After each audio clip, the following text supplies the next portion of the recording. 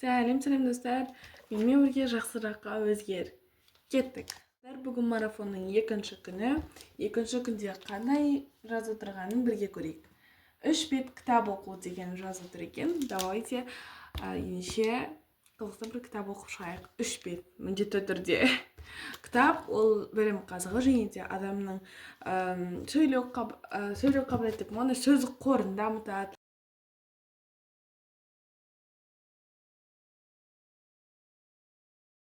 Ал ендеше мен қазір кітап ретінде осы Асқар Сүлейменовтың Бесатар Атысқақ атты сөз маржан деген кітабын оқитын боламын. Қараңыздар, өте керемет қапталған мынау бір қап. Еще ішінде мынандай закладки сондайлар бар.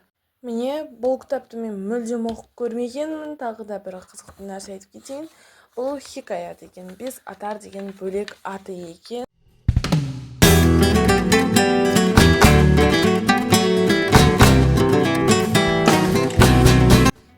Лампам өшіп қалды. Так. Как вам? 2 күндікін бітірдік. Ал достар, менімен бірге жақсы жаққа өзгердің. 2-ші часті аяқталды. 3-ші часті көріп, соған дайындалыңыздар. Мынандайды қалай жасау керектігін үйретейін бе сіздерге, керек пе? Мен қатысам деп жазған адамдар жандарым, сол люблю вас. Қатысып, менімен бірге жақсы жаққа өзгеріңіздер. 30 күнде 30 түрлі жақсы қасиеттерді бойымызға сіңірейік.